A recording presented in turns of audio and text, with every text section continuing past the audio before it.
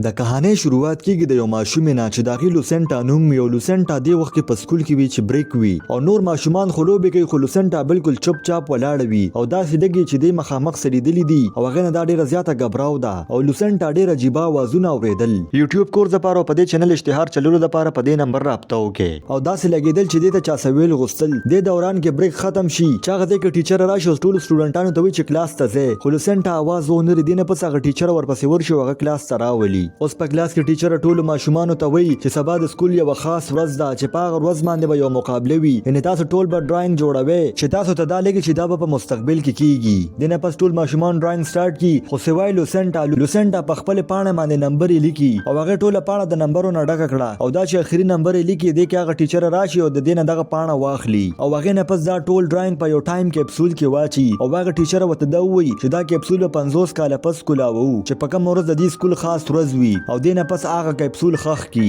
او دغه دوران کې د ټیچر خیال لوسنټا ته شي چې هغه د سترګو پرب کې غیب شي نو دغه ټیچر د خپل سټاف سره لوسنټا تلاش کول شروع کی او د لوسنټا ټیچر بیسمنت ته ورسي چلته هغه ته د یو کمرې نه आवाज راځي او هغه چې څنګه هغه دروازه کولو کې نو د لوسنټا ولاړ وي او هغه ډیره د یاره په حالت کې وي او دغه ګوتم زخمی شوی وي او په وینو باندې هغه په دیوال باندې نمبر لیکلی وي او هغه خپل ټیچر ته وایي چې د आवाजونه بند کا اوس 50 کال تیر شي او موږ ته یو ساينټیست خي چې هغه سره یو زوی می چې داغه کېلب دوم وي او د کېلب مور مړ شوی وي او هغه نه پس موږ ته کېلب سکول خي چې داغه سکول چې کم کې لوسنټا وا او 50 کال تیر شوی دي نو سټیم داغه کیپسول راويستو او هغه نه پس د سکول پرنسپل مستیلر ته आवाज وکي چې داغه د لوسنټا ټیچر وي او هغه ټایم کیپسول رو باسي او ټول ماشومان لاغه ډراینګ ورکي چې د کېلب لم ډراینګ ورکي خو د نور ماشومان په شان داغه په پاڼه باندې ډراینګ نو جوړ هغه داغه پاڼه ملو شي چې په کومه باندې لوسنټا نمبر لیکلی وي او هغه هغه نمبر پړاو کی نو هغه تماغه سی आवाजونه شروع شي چې څنګه بل لوسنټا اوریدل او چې کله کور ته راشي نو دغه ساينټیست دغه جون نوم وی هغه خپل زوی کېلب سره خبرې کوي خو دې کې اچانک دغه نظر پاغه پاڼه باندې ورشي او هغه چې دغه نمبر وګورو نو ډیر زیات حیران شي او هغه دا وایي چې ضرور د دې نمبر بسنه څه مطلب وي خو هغه پاغه غور نه کی او هغه یو ګلاس پاغه پاڼه باندې کی دي چې هغه لوند وي او دغه ګلاس چا پاغه پاڼه باندې پاتې شي او هغه چې دغه نمبر جان شروع کی نو هغه ته پته لګي چې دا یو تاریخ دی چې په دې تاریخ باندې یو دماکه شوی او پاغه کې ډیر خلک مړ شوی او هغه نمبر موګوري چې په دې دماکه کې څومره خلک مړ شوی نو دا ساينټیست چې دا وګورو نو هغه ډیر زیات حیران شي او هغه دغه نمبر جان شروع کی نو هغه ته پته لګي چې په دې پاڼه باندې کوم نمبر لیکل شوی دی د دې نمبر د شاته سنه حادثه شوی دا او په دې کې تاریخونه لیکل شوی دی دغه مخه ته چې کوم نمبر لیکل دي د دې مطلب دا چې دومره خلک په هغه ورځ باندې مړ شوی دي او جون د هغه نمبر ډیر گہرای سره جانچ کوي چې کوم تاریخونه دغه نه باغ سور سرکل تاو او څومره خلک مړو دغه نه باغ نه له سرکل تاو خو دې کې نمبر داسې دي چې هغه پوره نه وي په سبا باندې جون خپل مرګري سره ملو شي او د دې پاڼه باره کې ورته وي او دا ورته وي چې په دې پاڼه باندې څومره تاریخونه لیکل شوی دي هغه ورځ باندې یا زلزلہ یا سیلاب یا سنا حادثه شوی ده او دومره نمبر په کې لیکلي چې په کوم ورځ څومره خلک مړ دي او هغه ورته دا وي چې په دې پاڼه کې چې سبا کوم حادثه کې دوه ولدا غم لیکل شوی ده چې په هغه کې به کسي کسان مړ شي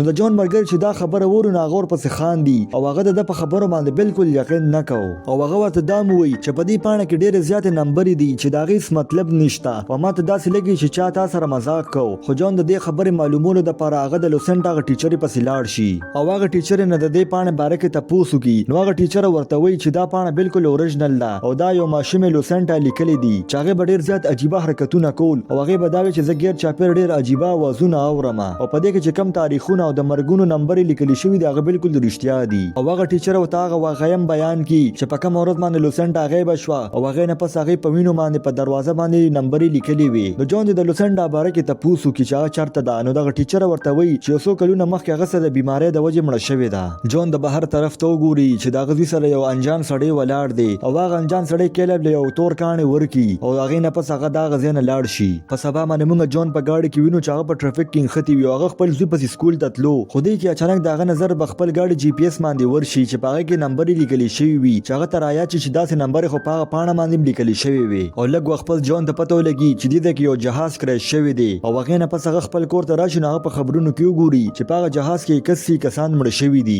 یعنی په پاڼه باندې چې کم پیشنګوئی شوی هغه بالکل ټیک و د شپې په ټایم کې موږ د کېلب په کمره کې هغه انجان سړی وینو چې هغه انجان سړی د کړکۍ طرف ته ګوته ونیسي چې کېلب دا کړکۍ طرف ته وګوري نو هغه ګوري چې اور لګیدل دي او ټول خلک پکې سوځي او څه خلک د ځان بچکولو د پاره منډي وي نو کېلب ډیر زیات ویریږي او هغه یو چغه وخی چې د کې اچانک پلار بره کمرې ته راوخیږي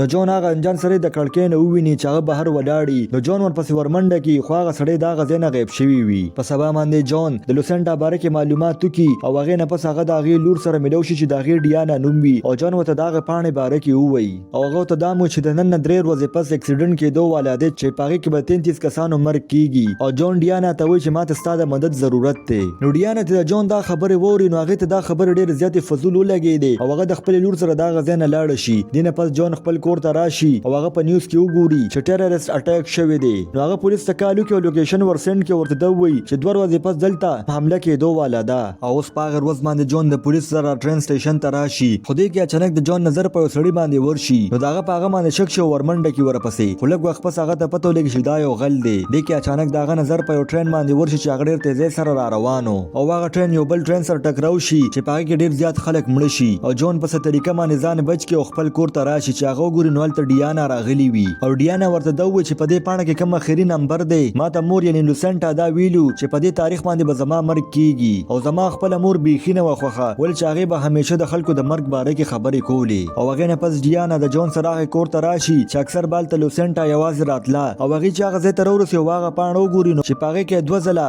الټا ای لیکلي وي. او هغې نه پس د هغې د هغې کور جان شروع کي او هغې ته پته ولګي چې د دې ای مطلب دا دی ایوری ون یعنې په دې تاریخ باندې به ټول خلک مړه کیږي. او هلته جون هغه تور کاڼي وویني چې کوم کاڼي د جون زوی له یو انجان سړي ورکړی و. بهر موږ په ګاډي کې کیلب او د ډیانا لور وینو چې هغې وګوري چې هلته هغه انجان سړی راغلو خو هغه سره دا ځل نور کسان هم دي. او هغه انجان سړی دې ماشومانو ته وایي چې ما له خواله راشه او هغې داسې اوازونه کول چې څنګه اوازونه لوسنټا اورېدل. خو دلته کیلب هغې له لاړ نشي او د هوښیارۍ مظاهره وکړي او د ګاډي هارن وال شروع کړي چې هلته جون او ډیانا روځي چې څه ناڅه ګډوډ دي. او هغې چې څنګه بهر روځي نو هغه انجان خلک غیب شوي وي. خو دې کې د جون نظر په هغه انجان سړي ورشي او هغه ورپسې زر ورشي او ورته دا ووایي چې تا آخر دلته راغلې څه لوي. خو دلته هغه سړی خپله خوله کلو کړي او د هغه د خولې نه ډېره تیزه روشنایي راشي چې جون ته څه په نظر صحیح نه راتلل او هغه سړی اچانک دا هغه ځای نه غیب شي. او هغې نه پس ټول د جون کور ته راشي او هلته ډیانا ډېره زیاته پریشانه وي ولې چې هغې ته موږ دا یقین شي چې زما د مور پیشنګویي بالکل صحیح وي او یو ورځ پاتې ده چې ټول خلک به مړه شي یعنې په دې دنیا کې زموږ اخري ورځ ده.